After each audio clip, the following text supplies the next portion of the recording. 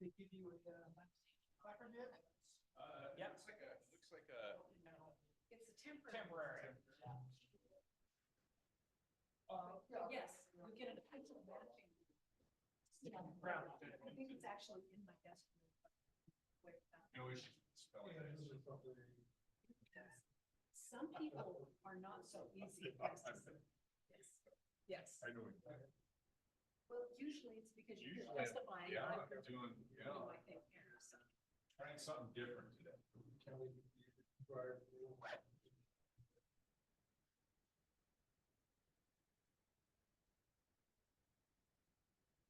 It may look formal, but it's rather informal.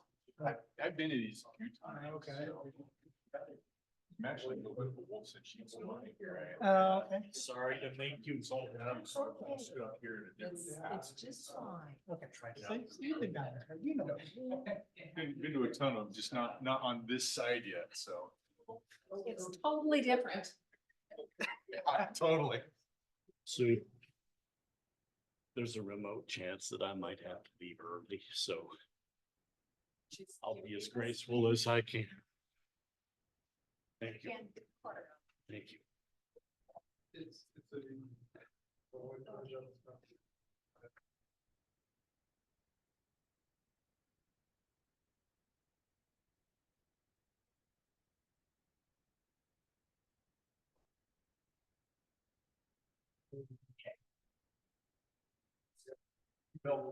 Hi, Bill and Dan. Yeah, we met when I was up there before, but now I'm coming back here, so.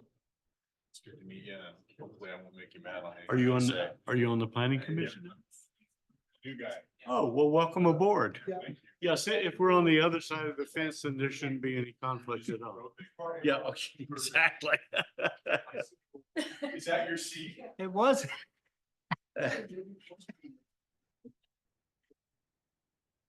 Like this. I just go where. I figure anytime there's a new commission member, I shuffle the placards. Well, go ahead and give me the badge. Is this, do you want me to trade with you? No, fine.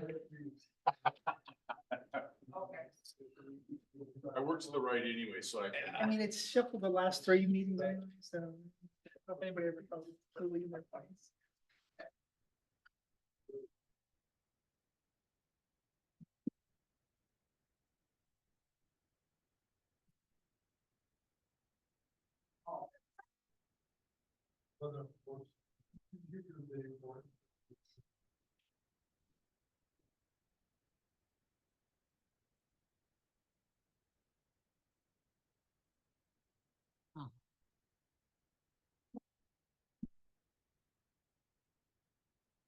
The last meeting, did they send you the link for this thing, this land quality analysis?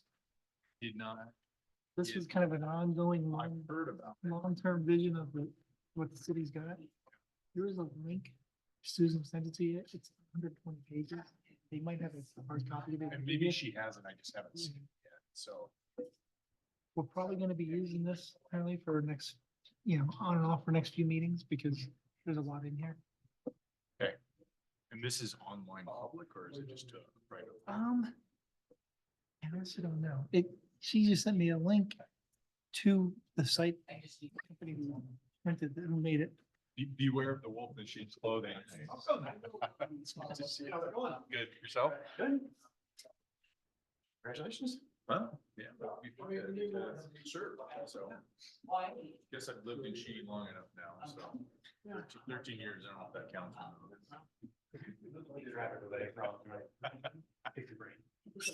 It's perfect. As we move to the comp plan, yeah. Well, again, as long as I don't get past Yeah, 10, we're on both good. sides.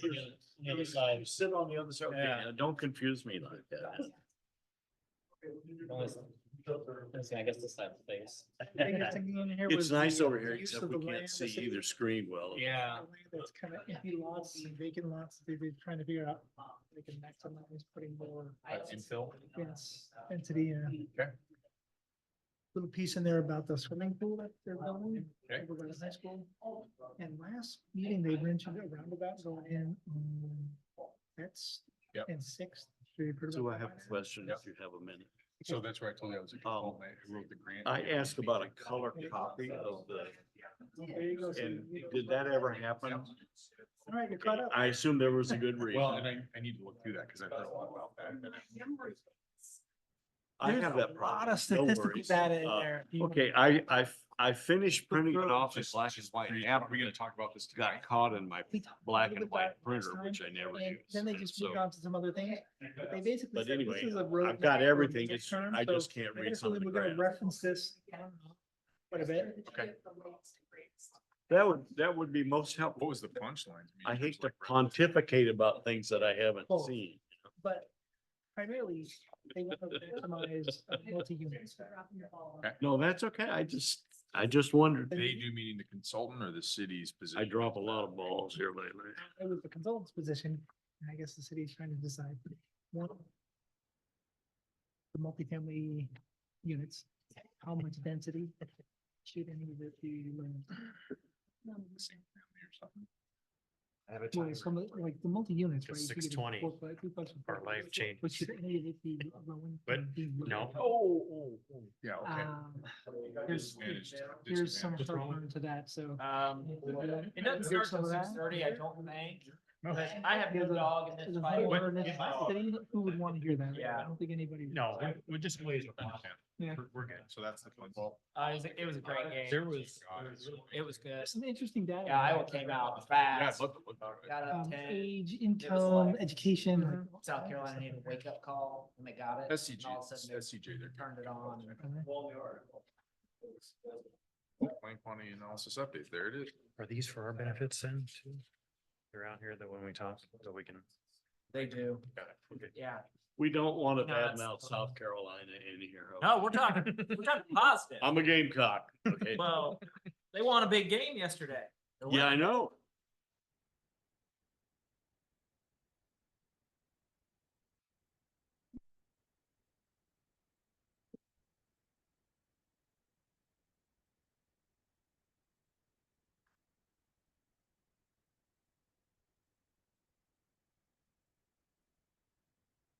Oh, this one's broken.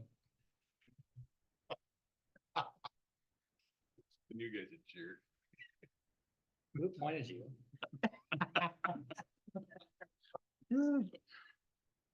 I haven't been sworn in yet, so it's not official. I don't have a badge. Is there a badge that comes along? There's gotta be a. You get a badge and a gun, yeah. Give me the badge, you gotta earn the gun. And training for that.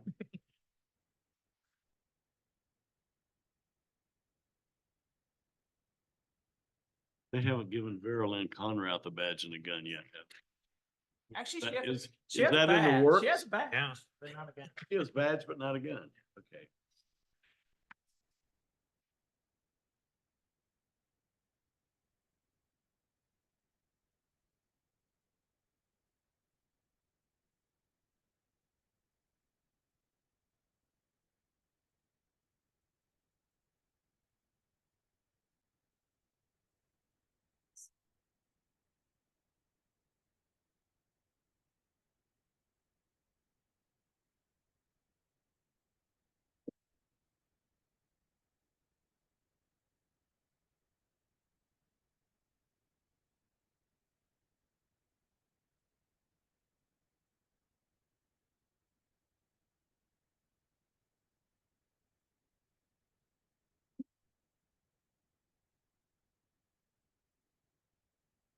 You have both power.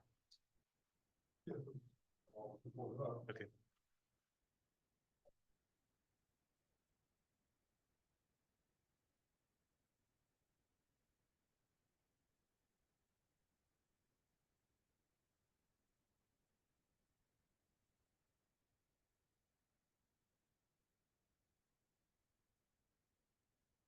Yeah. Is Rick not gonna be here? Haven't heard from him. Assumed he would be. Oh. There were some people trying to squeeze into that Susan or that Terry Cooper meeting at the Holiday Inn, so.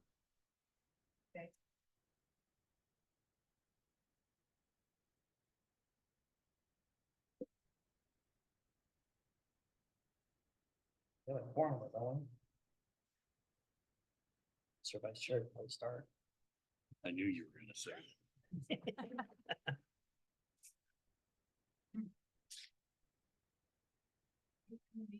Yeah, You have control of the meeting.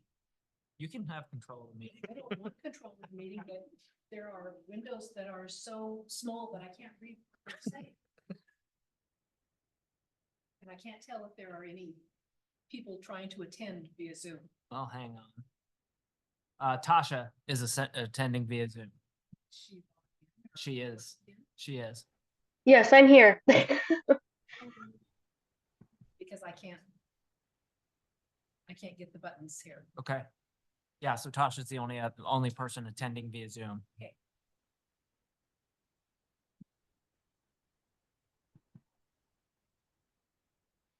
Shall I go ahead and call the meeting to order? Okay. Yes, please do.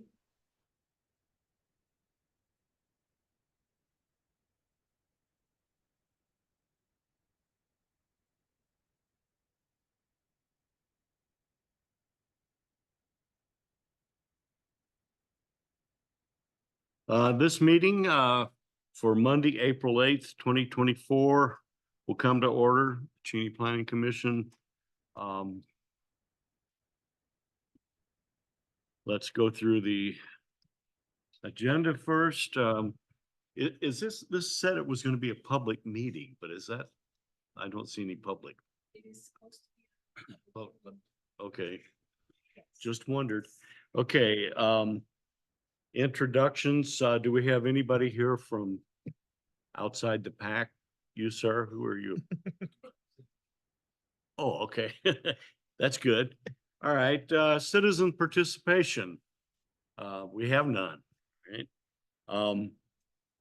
Approval of minutes for February the 12th, the regular meeting. Are there any additions or corrections or anything to those meetings? Motion to approve. Okay, I have a motion to approve. Do I have a second? Second. Okay, approved and seconded. I had one question, but I took care of it with Susan earlier, so let's see. Okay, the first order of business will be item number 4, a public hearing, number 2024-02, the capital facilities plan for 2024 to 2029. Mr. Lucas.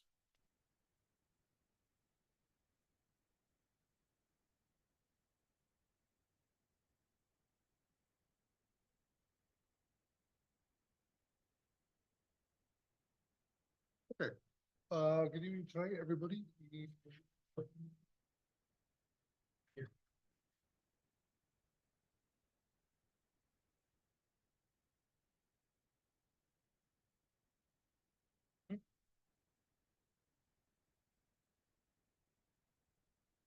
Okay, good evening, everybody. Tonight to go over with you our 2024-2029 capital facilities plan. So this is gonna be walking through. You do not have the whole plan in your packet because the whole plan is not done yet. What you have in your packet are the tables. Once we finalize the tables, then we'll write the rest of the narrative and we'll send that on to city council. So you can describe the tables.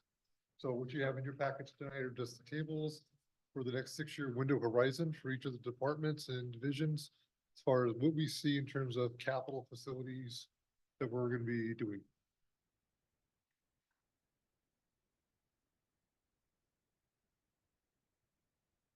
Okay, so why have a capital facilities plan? It helps maintain Cheney's quality of life, identifies basic services over the next 20 years. And covers RCW 3678. What are capital facilities? Basically, they're a fixed asset. It costs $50,000 or more, has a useful life of 50 or 10 years or more. Types of sources of capital facilities. So basically for fire, safety, and medical emergencies, city of Cheney, fire department, or District 3. General government facilities, city of Cheney, libraries, we're served by Spokane County Public Library District. For light and power, we are served by the Cheney Light Department. Parks and Rec, we are served by Parks and Rec. Police, we are served here by the City Police Department, Sheriff, and EW Police. Sewer and Storm, City of Cheney. Schools, we're served by Cheney School District and EWU. Solid Waste and Recycling is City Solid Waste Department. Transportation is served by STA, WashDOT, Spokane County, City of Cheney. And water is served by the city. The three-tiered approach to capital facilities planning is required by the RCW. A capital facilities element, that's in our comprehensive plan, that we update once every 10 years. It has again a 20-year horizon at very high level with goals, policies, and outcomes. We create capital facilities plan, which is a 20-year plan, and then we do the capital improvement program, which is the most detailed. That's what you have in front of you here. The home of the comprehensive plan identifies goals, policies, programs, as I just mentioned. Guides construction to provide capacity to accommodate growth. Ensure existing infrastructure is maintained and replaces aging infrastructure as well. What is the capital facilities plan? Identifies, identifies our funding sources. So the 6-year document you see now actually identifies what we're going to spend it on, but also where the money's coming from. Updated on a biannual basis. We update this every 2 years and should be used as part of the annual city budget process. So we should be putting this into our budget as we go through the budget process this fall to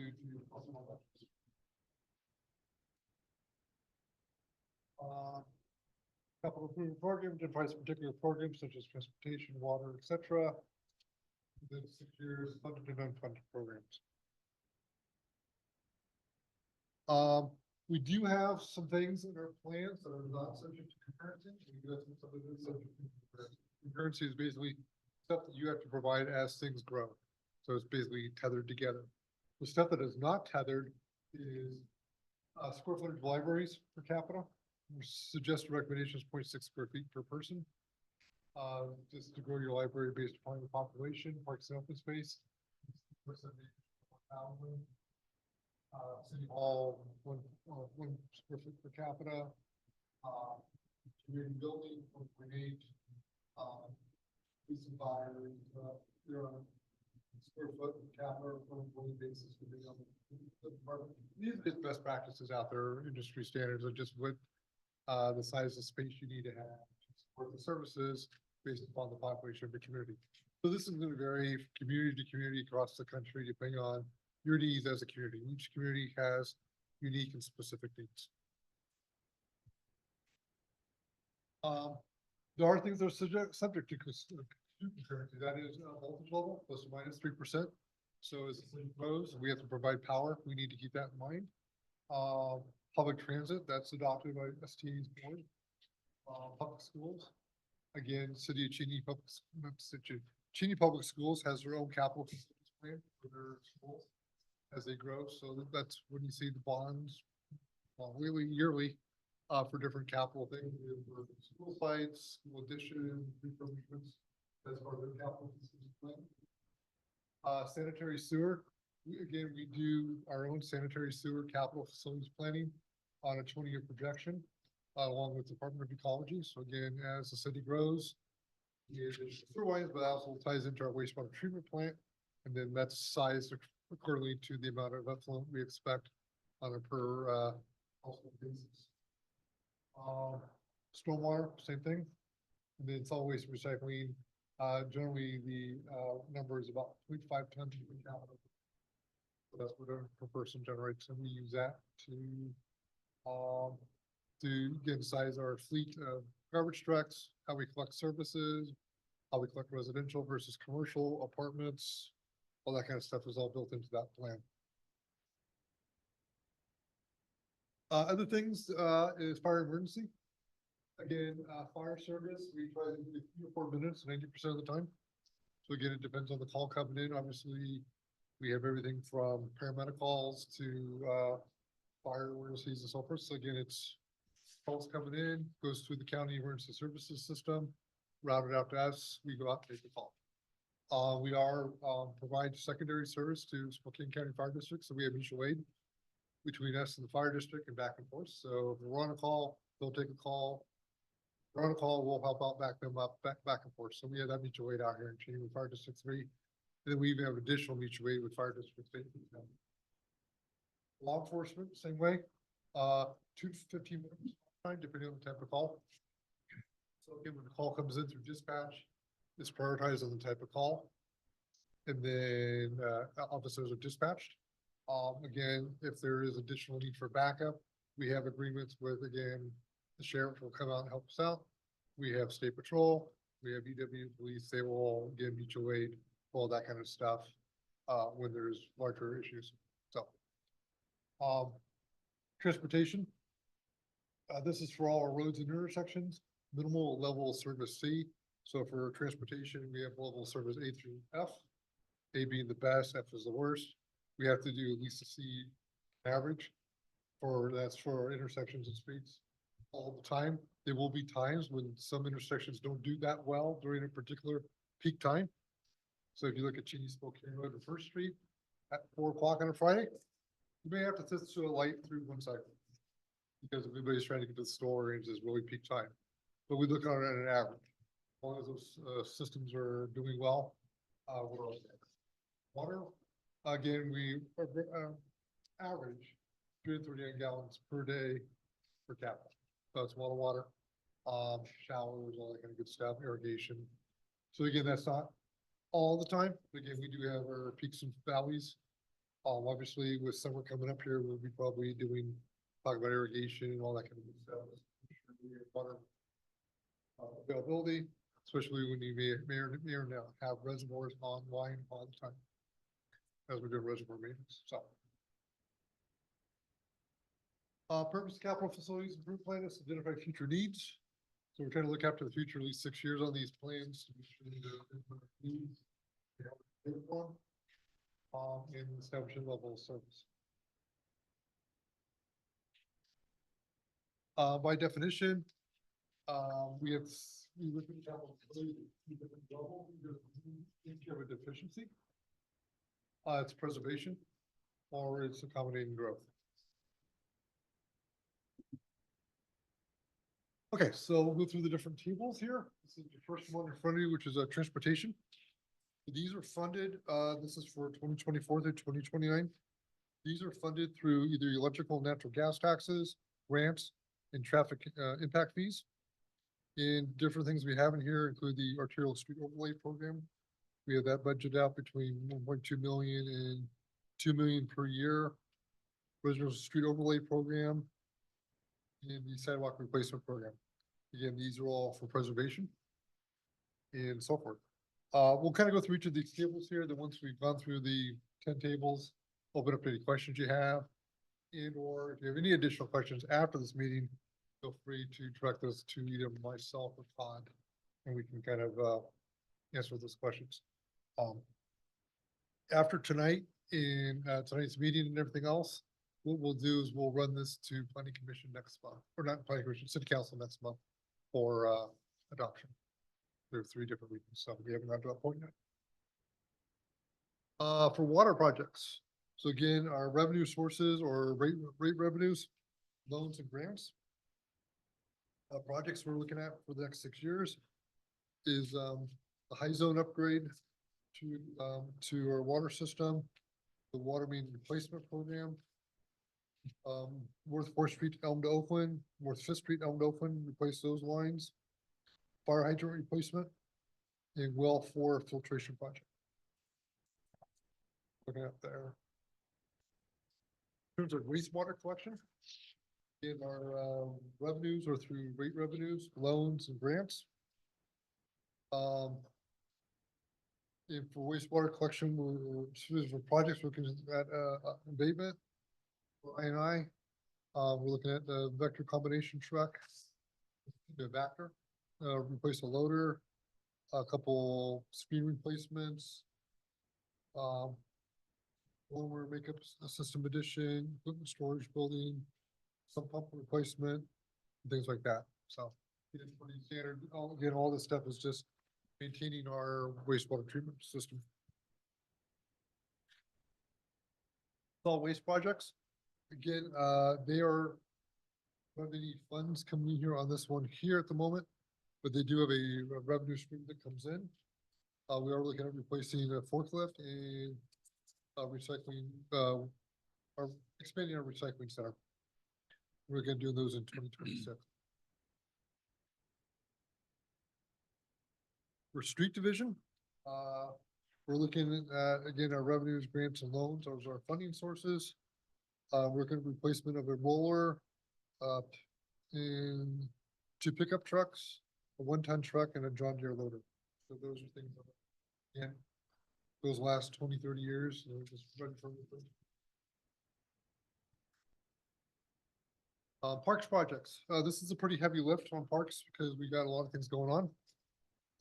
Parks funding is through, real estate excise tax, park impact fees. Possibly grants such as Spokane Parks Foundation, Department of Commerce, Parks and Recreation Grant, bonds, and private donations. The biggest ones you see here for 2024, 2025 are the bonds. That's 8 million in 2024 and 6 million in 2025. That's for the pool. So we're getting half of it this, 8 million of it this year. Right now, we've, working with an architects and engineers, doing the plan reviews and stuff like that. We're gonna be going up to bid here shortly on the project for, I guess, contractors. Finish up the, again, architects, engineering, and all the plan reviews, right, plan documentation right now. Again, the idea would be hopefully to start construction on this summer, with the idea to have the pool ready for business by June of 2025. So that's the game plan, which is why you see basically the 8 million and the 6 million in there for those 2 years. Other projects in there are, Hagland Park, restroom and playground, move. Tennis and pickleball courts at Hagland Park, phase 2, completion of the dog park, some restroom replacements, park shelter replacements. Possibility of moving forward with a 50-acre park. Lynn Pearson update, which we do not have a number in there for. Possibility of a downtown park. So those are all things we're kind of working on at the moment. Light and building. So these are, again, stuff here that's, light department related, but also the light department is also serves as a landlord for all the city buildings. So they also do all the maintenance and stuff on the city buildings. Just run through the light department. Light department is through 2 things, either through loans or through electrical rate revenue. They're looking at several projects. So looking at some phase line replacement up on College Hill, fiber optic upgrades, line replacements, pole replacements, pretty standard. Back trailer, a crew foreman truck, a replacement of a meter tech vehicle. Other digger and bucket trucks are looking for replacement in 2028, 2029. Cheney substation upgrade, that's a huge one, and I think that's really important for us. Make sure the feeder lines are upgraded and up to date, so we can have dependable power to the city. Then upgrade to the city hall diesel generator, so in case the power does go out, we have backup power. General government. This is through the retax. The facility services analysis in 2025. And some server replacements.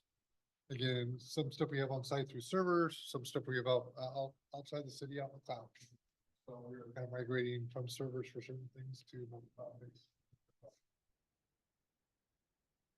Police. They're completely general funded, so there is no direct revenue sources. They're looking at a building upgrade in 2025. But the main thing you see in here is $140,000 every year to replace 2 police vehicles per year. So, police vehicles are 24/7. They're all over the roads, they rack and files. So they're on a kind of this, like to replace a couple vehicles every year. Fire department, same thing, they are general funded as well. They're looking at some replacements, bay doors are at the fire station, replacement of a command vehicle, fire marshal vehicle, ambulance replacement 2026, a ladder truck that we have been budgeting for, but setting money aside for 2027 of 1.5 million, and replacement of air packs. Again, this list has gone before the Public Works and Government Committee for initial review. You guys, it'll go to again City Council for final decision making. All these numbers you see here will have to be finalized doing as we go into the budget process this fall. But this is a starting point just to have those discussions to see where the different. And obviously, we'll whittle some of these things down to the highest priorities as we move forward. Sterling Mormon House. So this on here, we have, grants, donations, and REITs of different amounts of money. And we are looking to get, the electrical system here in 2014, upgrades to the carriage house, some mechanical stuff, doors and windows and interior finishings. There has been a request by one of the council members to take this 6-year schedule and compact it down to 2 years. But we are still kind of looking into that, and Todd will probably come back to the city council with some adjusted numbers at a later date, once we kind of have that kind of figured out. So, this does not have that reflected. So with that, all the tables, any questions you have initially or anything?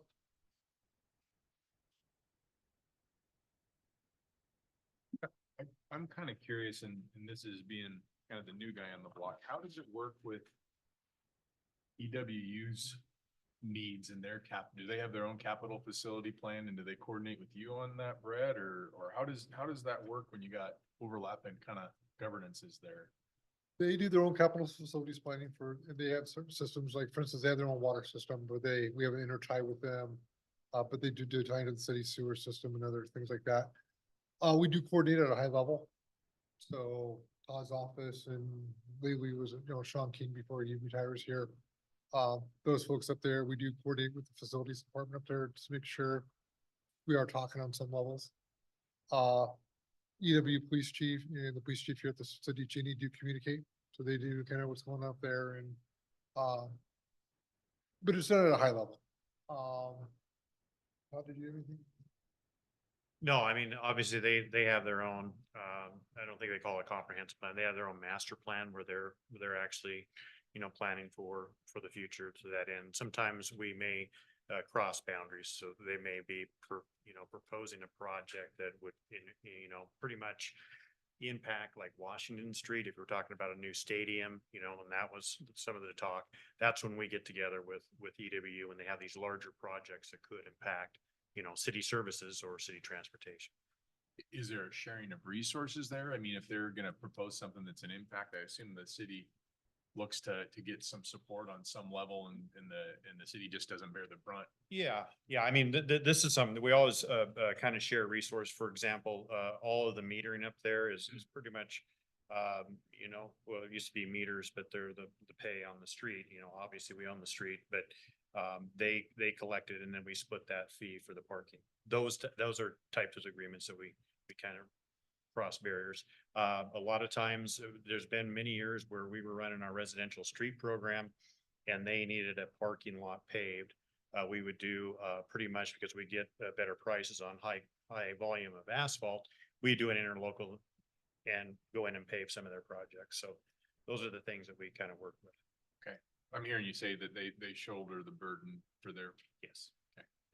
One thing we do, just to add to it, is we, both entities try to support each other. When we're going to the state legislature and asking for funding for different projects and things, we will write letters of support. We'll have each of our lobbyists kind of work together, try to, cause both hands help each other, Yeah. I guess. And, Yeah. so we've gone on numerous occasions, like for instance, their science building. We advocated very strongly for the state to fund, the upgrade of the current building and then the new science building. So we try to work hand in hand with them and share our legislative agendas and things, try to support each other. Okay. I'm just educating. Yeah, I'm not. one thing that is very important to spell out, we're going on, oh gosh, this next year, 28 years of residential street preservation, which is electrical and natural gas voted in by, the citizens to maintain the streets. Keep in mind that that is a 4% on electrical and natural gas. Eastern wheels a lot of electrical and natural gas, so they do pay a huge portion into that preservation project, recognizing that students coming in and out of town do impact our transportation. So that, those are the type of, programs that we have. Any other questions? No, yeah, feel free to send either me an email or Todd an email. Any thoughts on any of those items on the tables? And we'll definitely, put that into the information we pass on to city council. Okay, well, if there are no further questions, let's move on to item 5, amendments to CMC Title 12 for right-of-way permits and licenses. And I'll kind of enter this. This is Shane Nellis. He's our, city building official and also one of my project managers for the city of Cheney. And he's been, working with me on this code for the rewrite.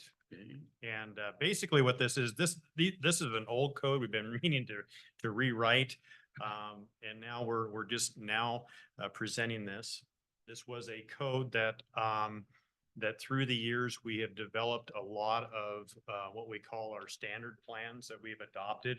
And a lot of that language is in our standard plan. So when you see there's a lot of strike throughs, that's been already incorporated into our design standards. Now what we're looking at is there was so many different permitting processes and stuff that were all over the board. We're just trying to consolidate those. You'll hear obstruction permits is what we want to do. We want to get this permit process kind of together. Simple. So I'll let Shane run through it. And if you have any questions, be happy to answer. Go ahead, Shane. Now that he's presented it, I can say. But yeah, I am Shane Nellis. I am building official, and public works manager. And so this kind of stems from that public works hat that I wear, which is stuff that's occurring out in the right of way and how we issue permits and deal with licensing, as Todd is mentioning, because this thing was built over the years into our municipal code. It's a little bit interesting. It's a little bit cumbersome. It's kind of so really, this is majorly a cleanup effort. Basically, when we're dealing with licenses and permits, again, it's all about what's happening in the right of way. That's public property. It's dedicated for the use of the public. But there's a lot of stuff that can be occurring out there that we do want to regulate. One, because we want to make sure that whatever's occurring meets our standards. But we want to protect the public and we want to protect liability of the city. So these things could be temporary in nature, road construction. Or it could be more permanent, like someone wants to put a large sign in front of their business that happens to be located in the right of way. And we want to be able to allow for that. And currently there's 5 chapters that handle those 2 type of items. So you imagine there is a lot of kind of crossover that certainly leads into that. Kind of the background on that, just looking those 5 chapters. I'm happy to say that all these things were enacted before I graduated high school, so you can't blame me. One of them I wasn't even born yet. So, but that's kind of the history on this. You're addressing issues. You get an ordinance in place, new issues come up, and that's where you could kind of see this happening. And it takes a lot of effort to go and consolidate and make sure that we have something that's clean. So this is a big undertaking. With that challenge, because you could have, so many different chapters handling very similar stuff. You could have like an infill development project that's going to be having to do some work on the right of way, curb, sidewalk, use excavation for their utilities heading in, do a driveway approach, and those 3 things currently under 3 different chapters. So we have to administer it differently for the types of insurance or bond that we may require. The fees are embedded in these chapters, so we have oddball fees that we're forced to follow, and bonding insurance requirements are all outlined separately. So you can imagine when someone comes in, it feels like all they're doing is playing on the right of way in one project, but we're forcing them to get 3 different permits because that's what we. So we want to just simplify it and do that a little better. And then also in this cleaning up, we clearly delineate the difference between license and permits to make sure that when you're heading to one, you know, okay, that's something that can be covered under a permit versus a license. And I'll get into that a little more and what those difference between those two would be. In this process, by consolidating down and creating just, again, just a couple chapters handle both, we'll be able to make it, you know, clear again on, is it a permit or is it a license? We'll be able to have a structure to where the application process, what requires review, inspection authority, enforcement authority has the same type of structure throughout, so that it's very clear how to administer that. We'll be pushing all the fees into a fee resolution that's established.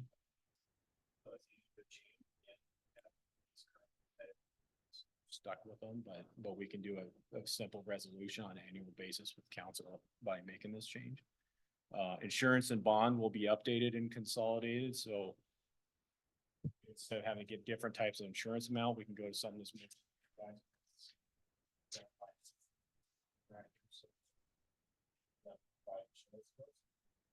And then we'll be referencing our engineering design standards for the actual design standard portion. Again, rather than having stuff that's embedded into our code where, you know, maybe it doesn't even make sense with what we're doing today. And we want to be able to make sure that we can update it in a streamlined process through that standard. Okay, so what that looks like, the permit side of it, which is more temporary in nature, and the common terminology used out on the industry would be obstruction permit. And so that's what we are titling our chapter, is for obstructions. But again, these are more temporary in nature, but they are obstruction, the normal way that we use that right away. What we're really used to seeing is road construction, right? You know, like normally the public gets to use a road, drive through. Now there's something there. It's obstructing that normal and regular use. But you could have, yeah, there's lots of little things that could occur otherwise. But just keeping in mind, it's generally just temporary stuff by nature. And then here, just kind of pointing over again to just to show this exemption, this is how we can point to stuff that's going to be more permanent in nature, but not going to create the same type of liability that's would fall under more license. And I've got some pictures here, just kind of make you think a little bit. Down on that lower right is again, that road construction. That's the easy one to be thinking about, where they're actually modifying or doing work in the road. And you can imagine that by having that occurring on city property, that is absolutely something that could cause a hazard to anyone that's walking by that could get hurt there, or a vehicle coming through. So that's where it's important to have proper safety in place and and insurance protected for the city. On the left there, a tree trimming operation, you know, we might not care about that tree, and that tree might not even be the right of way, but they need to close the road. And this is one that, well, even despite the fact that we have 5 chapters today, if someone says that they want to close the road and they're not disturbing the improvements and they just want to close the road right now, I got nothing. I have no way to actually administer it. We basically guide them, and then we ask them for a certain amount of notice and everything, but I actually don't have a permitting mechanism because all those chapters only talk about, construction of stuff. So in this rewrite, we'll actually be able to now capture that and have a process to do that. And also have the process to do it, also the regulatory authority to limit that if it's something that isn't deemed appropriate.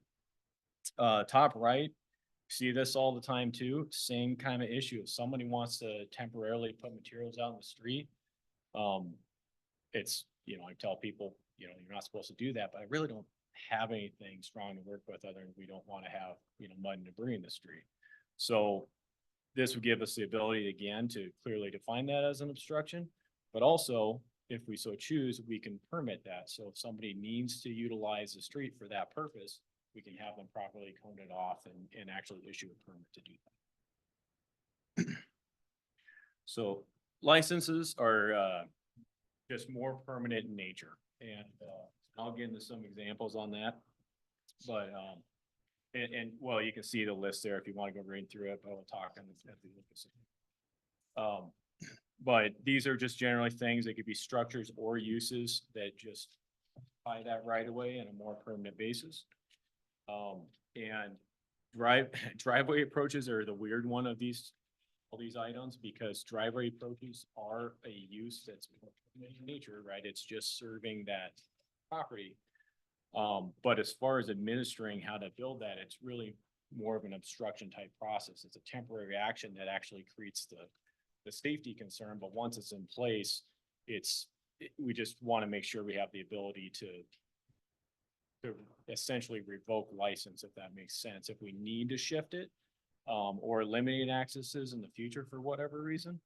But otherwise, to streamline that process of actually putting it in, we will be pointing to the obstruction permit chapter. And then by nature of issuing that permit, we'll be licensed for having that access connection. So again, pictures help a lot. On this, you notice I didn't take any pictures or take pictures from Cheney, so I didn't have to put anyone on the spot. But, so there on the left is, a standard type of sign where I'm talking about. There's lots of areas if you're driving down Highway 904 that you see these signs in front of businesses.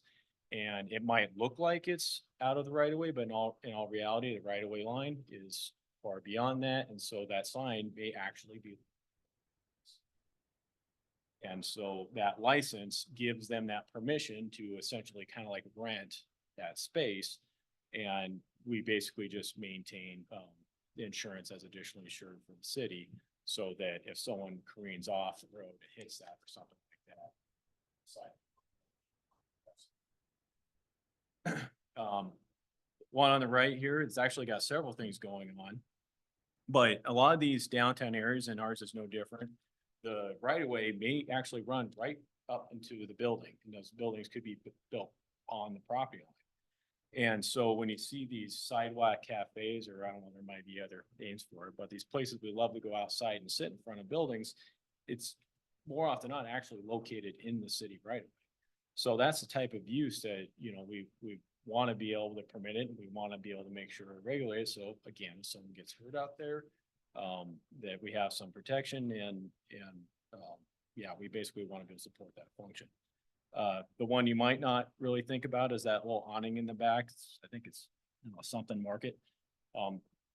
Again, if that's projecting out over top of the right of way, to be able to issue a license that would allow for that, because it is.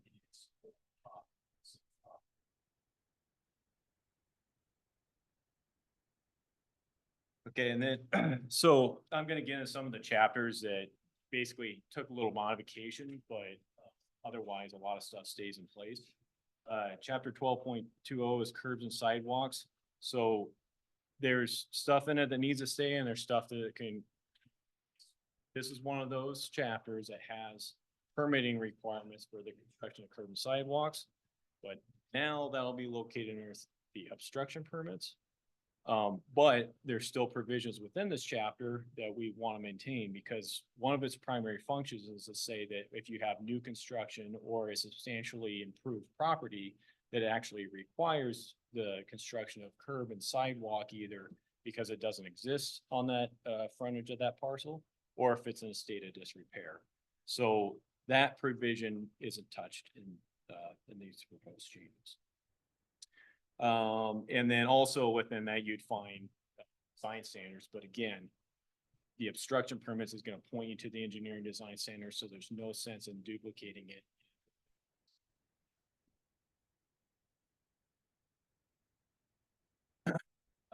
Chapter on access connections, same, basically exactly same type of issue.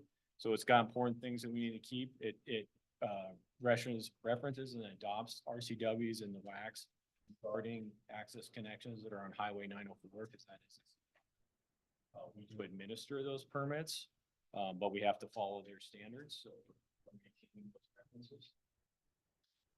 This I kind of mentioned earlier, but this maintains our ability to revoke or close an access connection.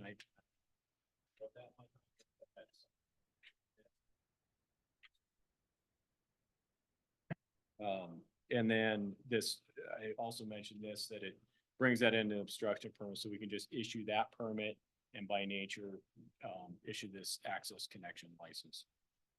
And then again, getting reference to the engineering design standards for the actual, how it's gonna be built. Then there's a smattering of chapters that, will get deleted entirely, in part because of what's talking about in permits license, and also in part because I can't help try to go after the stuff that, by God, probably shouldn't be there anyways, anymore. So chapter 1234 is specifically for the cleanup of volcanic ash from the eruption in 1980. Again, I wasn't born, but, I don't think we need this anymore. I will, hesitate and say, okay, maybe, as we go through this process, someone will say, well, what if it goes off again? Okay, then maybe we should look at doing a revision for it so that it's not specific to that one eruption. It can recognize future eruptions or maybe other events that leave a large amount of debris on us, but as of now, staff's recommendation is just to repeal.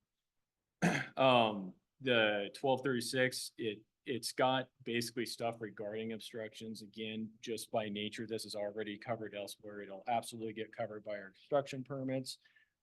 There's one, part of this that prohibits bicycles on sidewalks. Again, just, I was guessing we just repeal this because I don't think anyone's actually.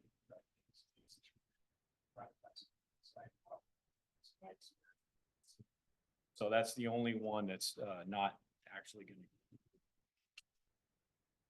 1244 is another one that deals with, again, what's gonna be covered by obstructions, and that's one that's titled excavation. That right away. So anything that's necessary out of that one gets moved. 1246 on street improvements, it's also gonna be completely covered in obstructions, but what's in it now, it's just having to be. It's really something we hardly use at all anyways, but again. 1248 on assignments of streets and numbers, or street numbers. Years ago, I think 2016, we did adopt the county-wide addressing standards. We put it into our Title 19. And so that's actually what we utilize for all addressing. So this just has no purpose anymore and just needs to be. And then lastly, 1270 is the private road standards. And this is something where we want to get all of our standards into the engineering design. So let's keep that.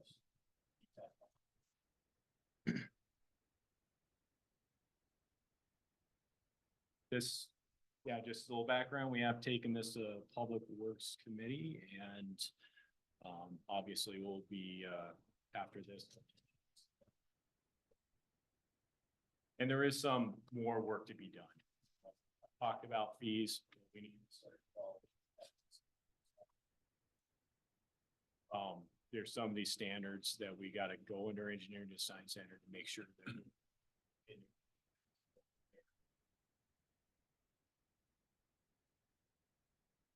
Any questions? New guy, right? Yeah, love it. How about like franchise utilities, like a Vista? Will they need to get a permit under this system, or are there some agencies, like, I think I noted WashDOT in there doesn't have to do it as much, or things like that? Yeah, It's so. it is a separate agreement, franchise. We typically will do a separate franchise agreement for, like our Wi-Fi's. We got a lot of companies that are offering, Wi-Fi service, those type of things. We usually set up a separate franchise agreement. Even like Ziply, will they have these? Ziply, yeah, those are ones. One of them would be, let's say we have a fiber network it's a Sprint fiber network running through the city. They never did offer services in the city. This is just a fiber running through there. That would more likely be considered a right-of-way license if they're in a right-of-way. They're not doing business in the city of Cheney. Those are just some examples. When they provide a service, it should really be a franchise. And as I was looking for it, so what we did is there's an exemption under the licensing chapter. It says uses otherwise. municipal code or in accordance with a legal agreement with the city. Okay. To recognize those. But typically here again, if you're a franchise, sometimes they will need to get in and open up our streets. That's where we take somewhat of a control unless it's in the franchise. So that's kind of, again, that delineation between license and obstruction. So for the franchise to exist and have their stuff within our right of way, we're recognizing that franchise agreement, but when you go to the construction permit chapter, when they go to do work that's gonna, fall in that, we're still gonna, put them back through that process. Got it. Okay. Second one. Will Public Works have some administrative authority to modify the street standards as you need to, or is that something that's approved by council? I mean, again, working with standards before, if you wanted Yeah. to go to 5.5 foot sidewalks, but it says 5, do you have to go back to council to get that done, or do you? Well, yeah, it used to be in the ordinance process where we could have up to 3 readings and it's really hard to, and they were so embedded in these ordinances that we took the engineering design standards. And as they change and we start adopting those, we can actually edit those design standards, take them back to council on a resolution, which is just a one approval, and we're up and running again. So that was a whole. Cumbersome whole process to get some Yeah, modifications. if And there something's is, not working. yep. And there is in the design standard, there is a variance process. So it does allow a little bit of flexibility. Like say if they want to propose, culverts seem to be popular, a different style of culvert or different material. They would submit a variance process and then we would have our city engineer review it, make their recommendation of that end. That's all I got. Are there any other questions? Hearing none, thank you. Let's move on to item number 6. The land quantity analysis update.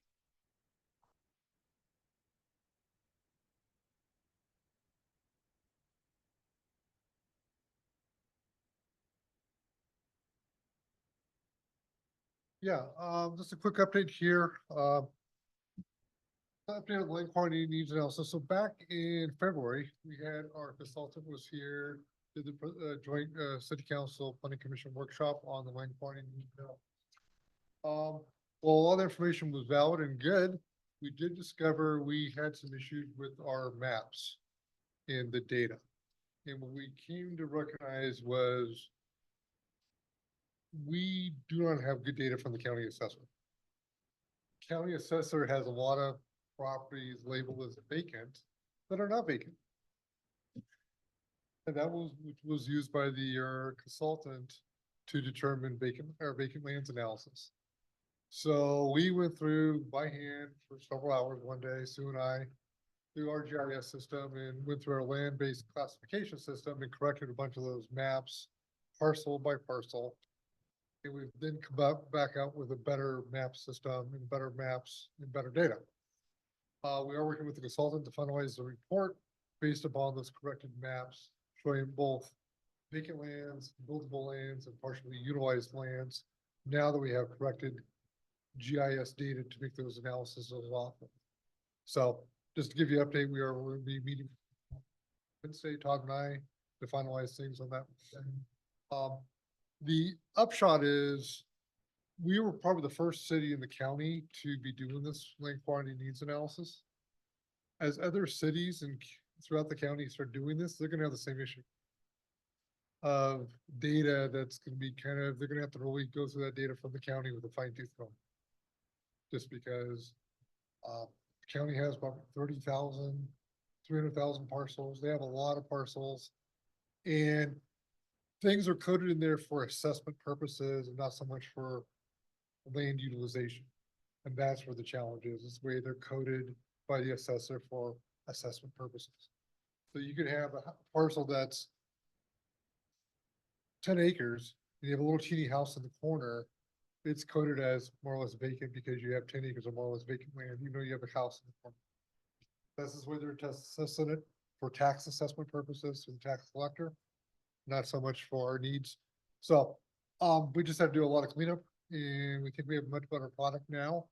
But again, Todd and I will be meeting with the consultant on Wednesday to figure out next steps forward.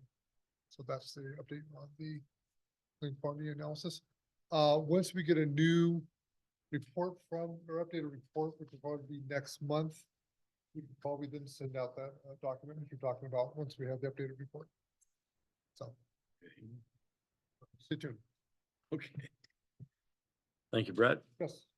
Okay, item number 7 is the discussion item on caretaker quarters in the BP zone.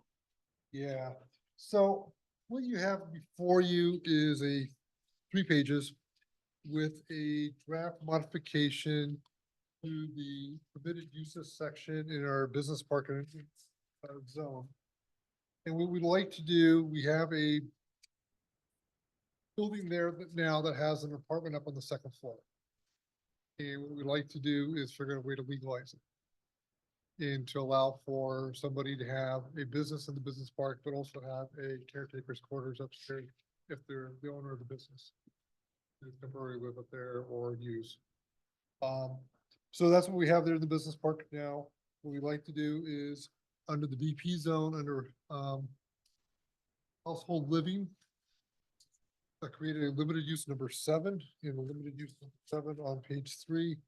We allow for household living, allowed as a caretaker's quarters only. Owner or employee occupied, in square footage of no greater than 1,500. That's the text amendment we're proposing to the business park.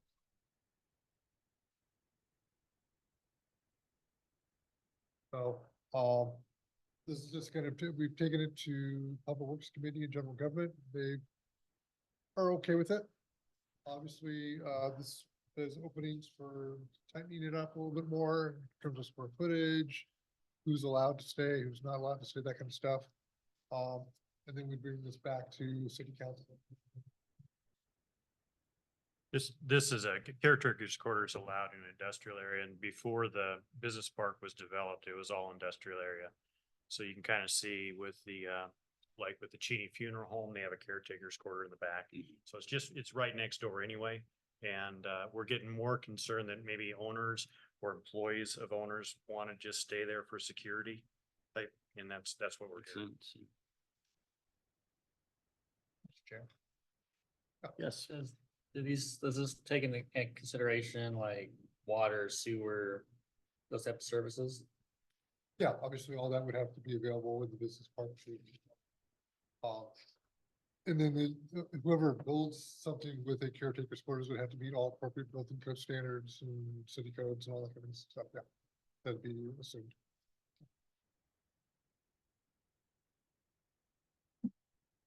Any questions?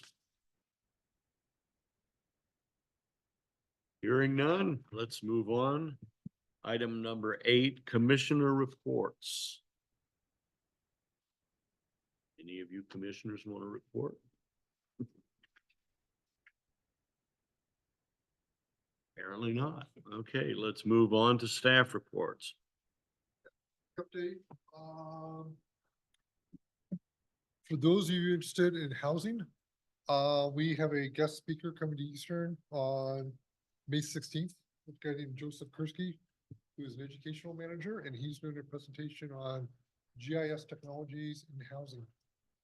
It should be really informative just on how to use geospatial technologies, what's coming down the pike in terms of how technologies to look at affordable housing, housing characteristics, and better ways for communities to look at housing opportunities.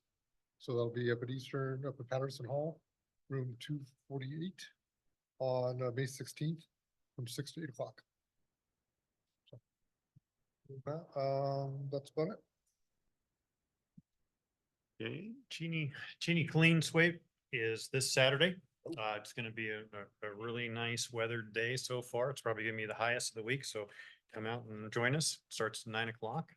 And we'll be walking the streets, picking up all sorts of litter. You can also drop off some garbage down at the UB, building construction materials, metals. We all have bins for all of that.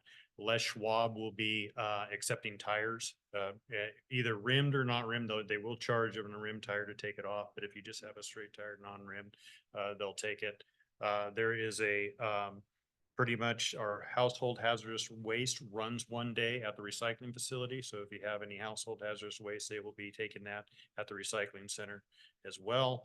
And Sue's gonna let me know because she's done the map. I know we have is it a prescription drug take back?